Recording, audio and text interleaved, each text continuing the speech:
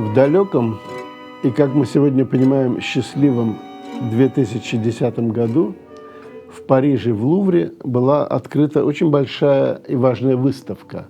Она называлась «Святая Русь». На всей этой большой выставке был представлен всего один еврейский документ. Этот документ назывался и называется, собственно говоря, в науке сегодня «Киевское письмо». То, что этот единственный еврейский документ был представлен на большой выставке в Лувре, безусловно, свидетельствует о его значении. Я был на этой выставке, стоял долго у витрины с этим документом и смотрел, как на него реагируют люди. Около него всегда стояла очередь. Он вообще-то всех привлекал. Я там тоже оказался не случайно, а приехал я в Лувр на эту выставку и дальше в Кембридж по просьбе, можно сказать, Михаила Анатольевича Членова, президента Евроазиатского конгресса. Собственно говоря, это была командировка. В мои задачи входил анализ вот этого киевского письма. Я должен был ответить на 3 вопроса. Является ли этот документ настоящим или, не дай бог, поддельным? Когда? Можем ли мы определить время его написания? И можем ли мы определить место, в котором он был написан? Так вот, сегодня как раз я вам постараюсь рассказать и вообще об этом письме, и о результатах своего исследования, которые были опубликованы в свое время также благодаря Евроазиатскому еврейскому конгрессу. Киевское письмо. Киевское письмо было обнаружено вместе с документами так называемой Каирской Генизы. Это очень важно. Вообще, с моей точки зрения, вот с конца 19-го, со второй половины 19 века по сегодняшний день было 3 великих открытия, связанных с еврейской книжной культурой. Это открытие вот этой Каирской Генизы, о которой я сейчас скажу 2 слова. Это, безусловно, открытие свитков Кумрана, и это открытие для широкой публики коллекции Российской национальной библиотеки в Санкт-Петербурге. Каирская Гениза – это совершенно уникальное собрание документов.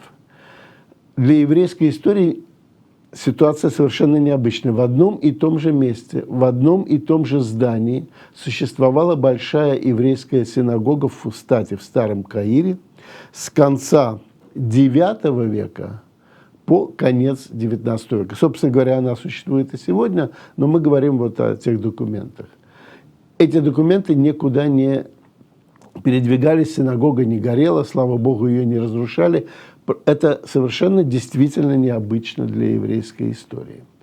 Важно также, что синагога это была не просто местом службы, а это был центр большой еврейской общины, в которой находились и административные службы, и, главное, архив. И время от времени документы архива переводились вот в Генизу. То есть Гениза – это еврейское место, куда, собственно говоря, отправляют вышедшие из употребления тексты, написанные, в самом широком смысле написанные еврейскими буквами, и, соответственно, документы из этого архива. Гениза это постепенно раскрывалась, но если рассказывать о большой истории коротко, то мы можем сказать, что в 1896 году выдающийся гебраист Соломон Шехтер, который приехал туда в командировку из Кембриджа, сумел путем налаживания отношений с главами общины открыть эту Генизу. И он привез в Кембридж в 1897 году примерно 140 тысяч фрагментов, документов, обрывках рукописей и так далее, и так далее. То есть абсолютно неимоверное количество неизвестных нам памятников еврейской письменности. Естественно, что такое количество документов очень долго изучалось, и изучается до сегодняшнего дня, и приводится в порядок, и реставрируется, и так далее.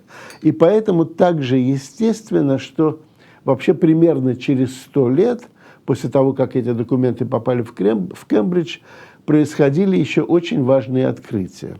В частности, в 1962 году профессор Чикагского университета Норман Гольб который работал с этими документами. Норман Гольб известный очень человек в гебраистике. Он ученик самого знаменитого исследователя вот этой каирской генизы Шламо Дова Гайтейна, который написал «Средиземноморское общество», очень большую монографию, по-моему, в 5 или 6 томах, который, собственно говоря, показал все аспекты неизвестной нам раньше бытовой истории евреев от самого раннего Средневековья до нового времени, по сути дела, которое он сумел восстановить именно на основании документов из каирской генизы. Так вот, его ученик Норман Гольб, просматривая так называемую коллекцию под стеклом, это отдельные документы, которые просто хранились вот как бы за стеклом, чтобы они не повредились, увидел документ и обратил на него внимание. У него был действительно взгляд наметанный, хотя он просматривал сотни и сотни, и даже, по-моему, тысячи этих документов, увидел документ, который привлек его внимание, и в котором он разглядел слово «Киев», как ему показалось, во всяком случае. И дальше он стал заниматься этим документом и постепенно вводить его в научный оборот.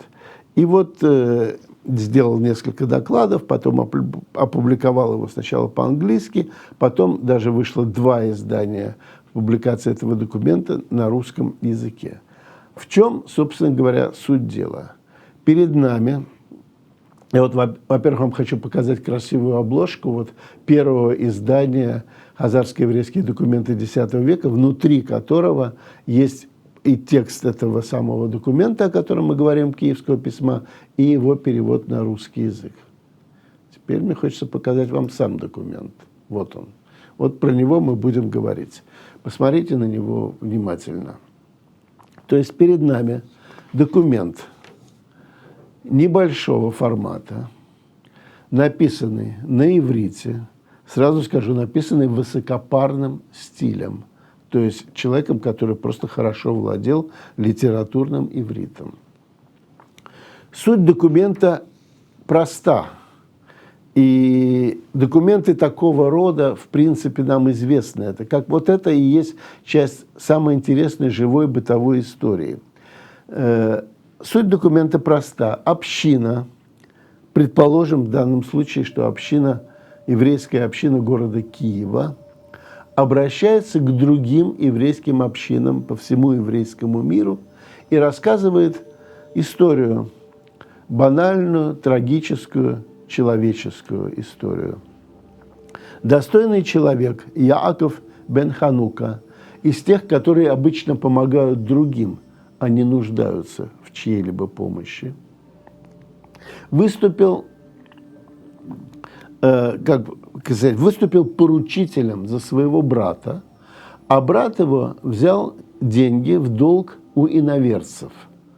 Получив у иноверцев деньги в долг, брат пошел по большой дороге, видимо, вне города, и был убит разбойниками. Был убит разбойниками, ограблен. Уж не знаю, так сказать, насколько иноверцы приложили к этому руку, разные есть толкования. Но, тем не менее, факт остается фактом. Поручитель должен отвечать за этот долг. И нашего Якова бен Хануки жизнь одномоментно обрушилась. Он был арестован, посажен в яму или в тюрьму, закован в кандалы и посажен на цепь. Это все подробно описано в этом письме. И просидел он вот так вот в яме год. Просидел он год, а еврейская община пыталась собрать деньги, чтобы его выкупить. Должен он был 100 монет. В каких монет мы не знаем, там написано слово «закуким», есть разные толкования о том, какая это была монета, но нам в данном случае не важно. Община собрала 60 монет и предложила тюремщикам, что она внесет вот эту большую часть, а дальше, чтобы они отпустили Якова бен Хануку, и еврейская община с рекомендательным письмом отправит его к собратьям, чтобы он как бы дособрал оставшуюся часть долга. В общем-то, разумная вещь, действительно, чего его гнобить, если денег это не приносит. И действительно так и произошло, его отпустили, и вот он получил рекомендательное письмо, и, видимо, с этим письмом он отправился к еврейским общинам собирать недостающие 40 монет. Значит, вот 60 они внесли, а 40 он должен был еще где-то достать.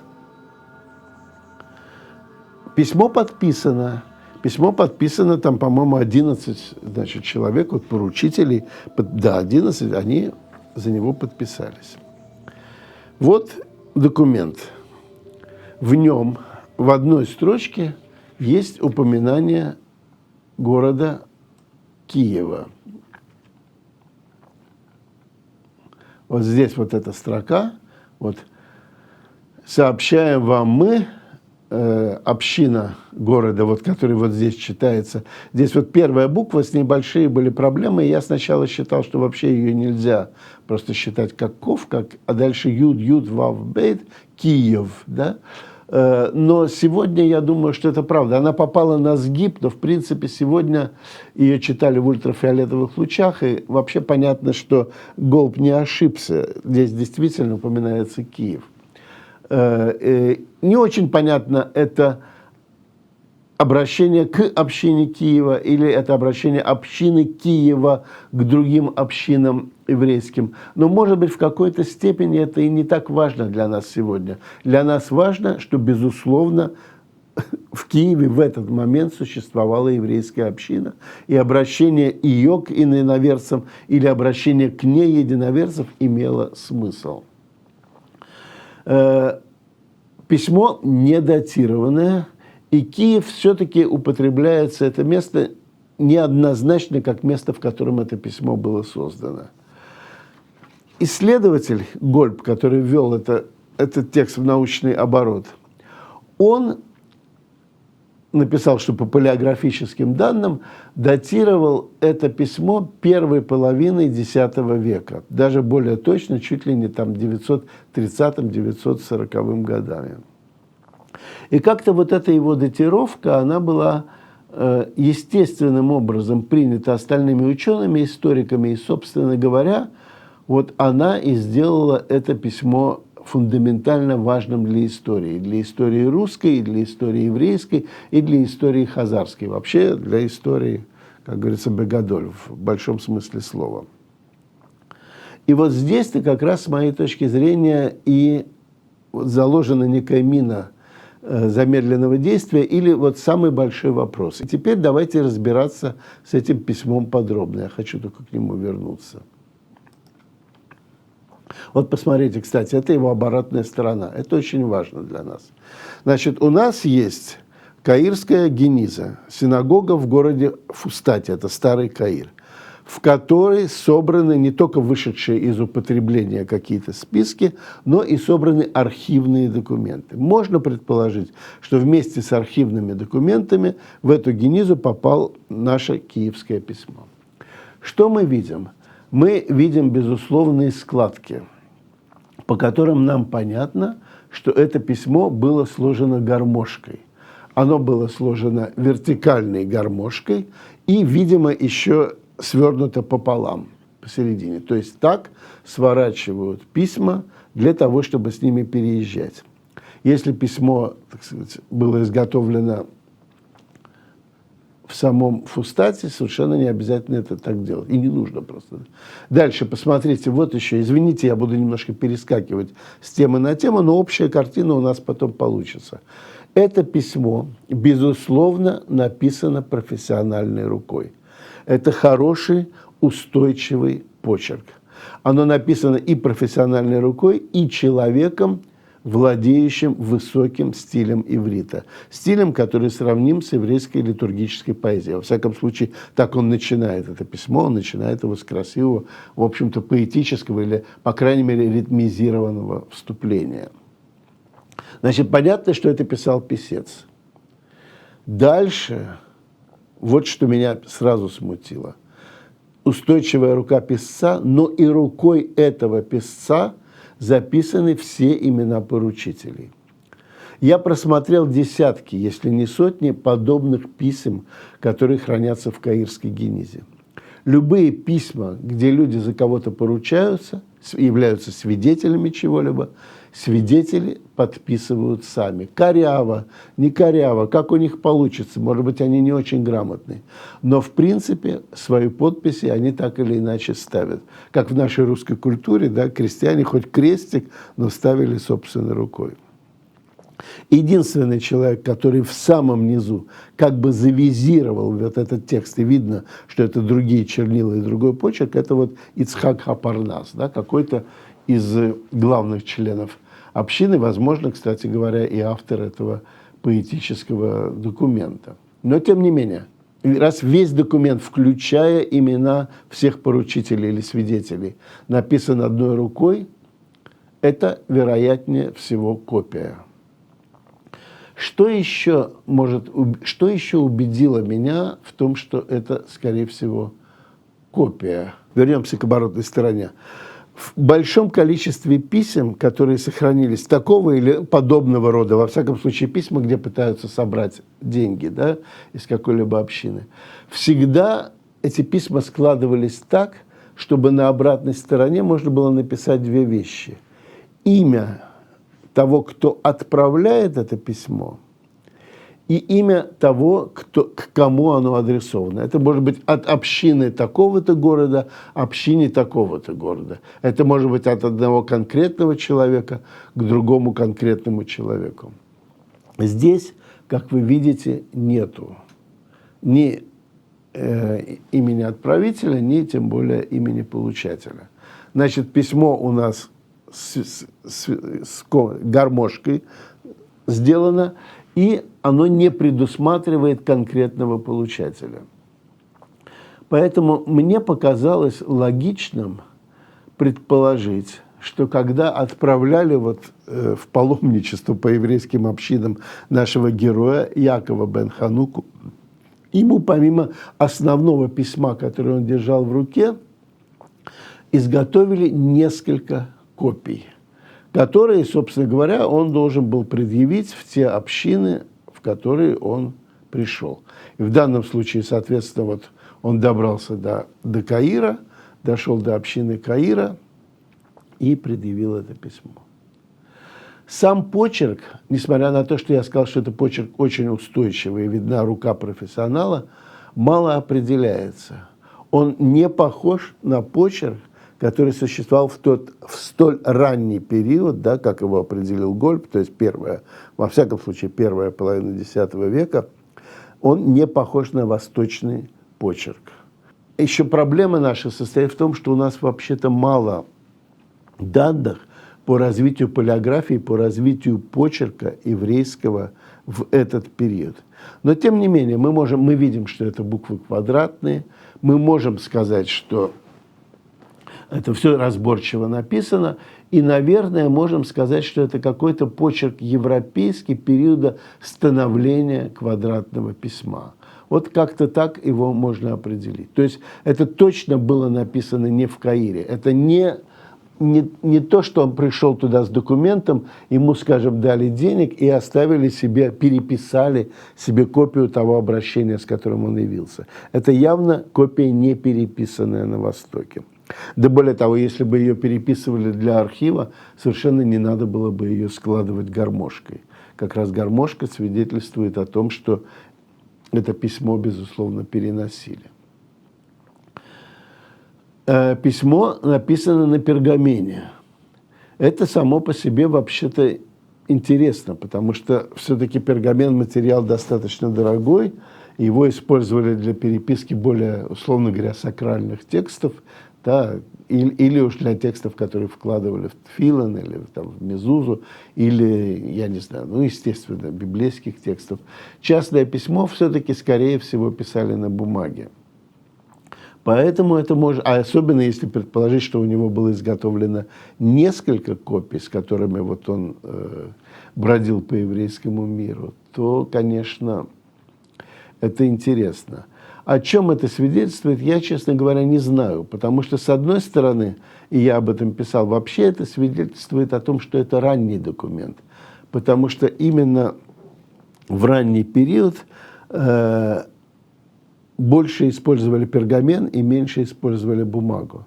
Но, с другой стороны, можно также сказать, что и со временем, например, после XII века, XIII пергамен уже был не таким дорогим и могли себе позволить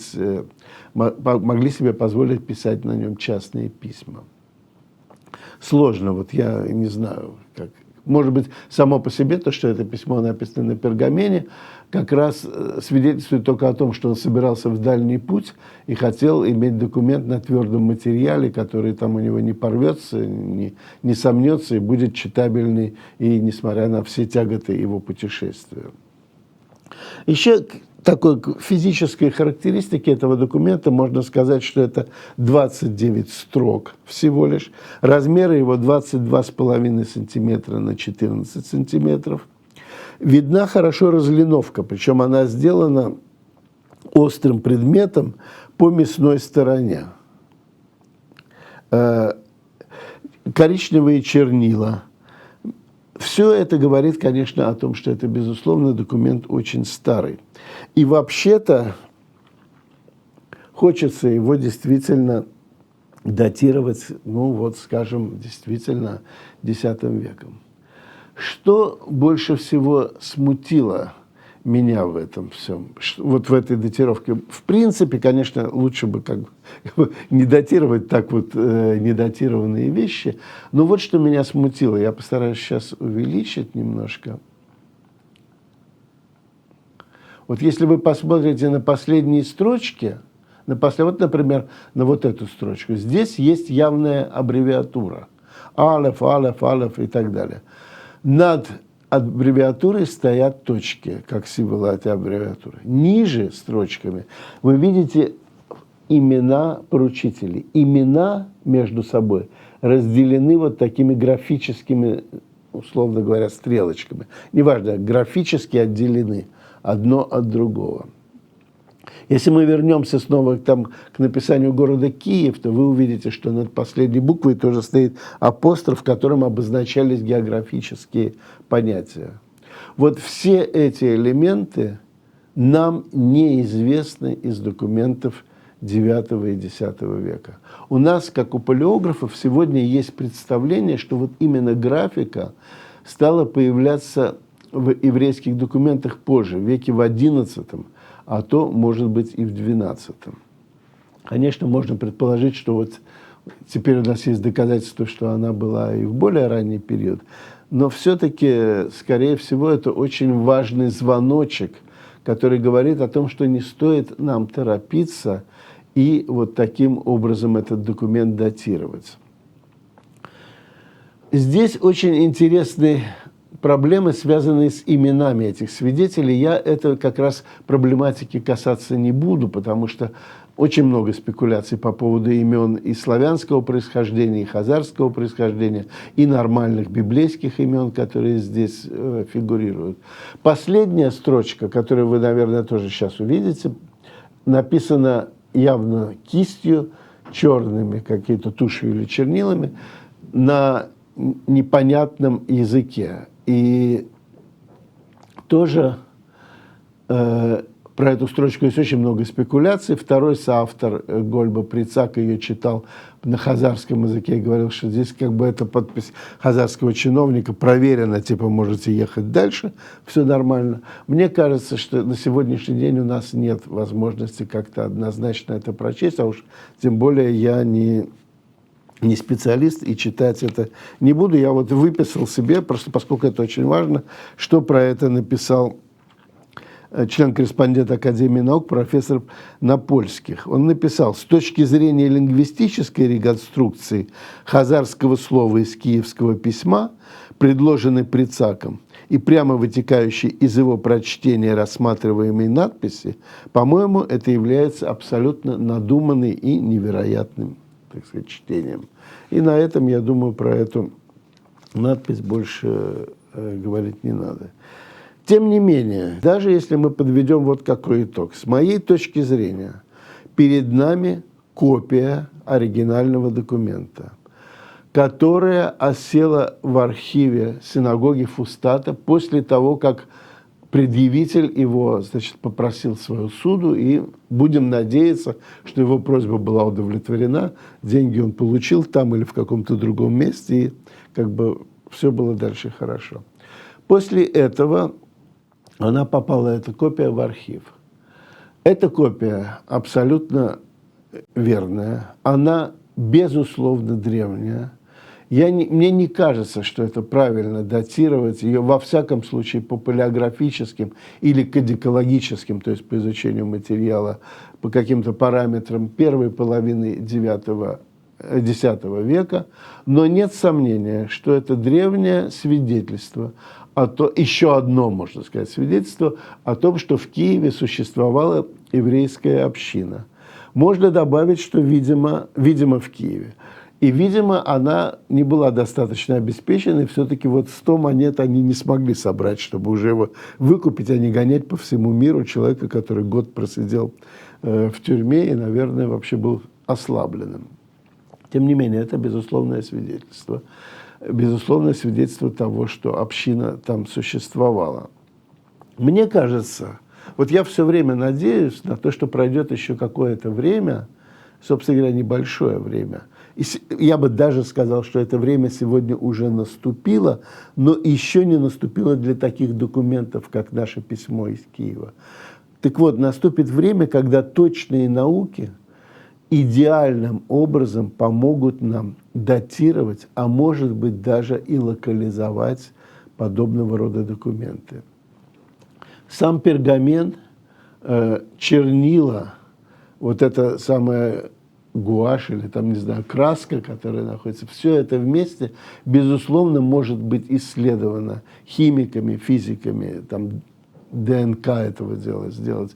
И можно будет определить, как сегодня, например, смогли определить, у каких животных была взята кожа для подготовки материала для кумранских рукописей. Если это сделали для кумранских рукописей, то можно предположить, что через какое-то время, когда мы будем побогаче, а наука будет еще более развитой, это можно будет сделать и для документов Каирской Генизы, и тогда мы сможем уточнить датировку этого уникального памятника. А памятник действительно уникальный, потому что он нам рассказывает и о жизни общины, и, кстати говоря, что тоже уникально, рассказывает нам о том, как работала судебная система в это время, что такое залог, что такое поручительство, какое наказание получал поручитель, и так далее, и так далее.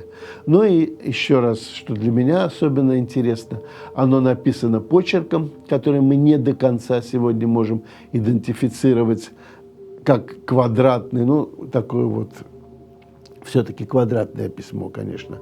И написано очень красиво, на высоком иврите, что лишний раз подтверждает, что во всей обширной географии еврейского мира находились грамотные люди, которые могли составить такой документ.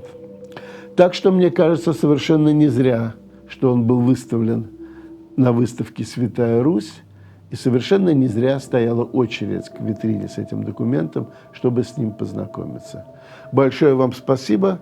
Мне кажется, это очень интересно, что мы сегодня снова к нему вернулись.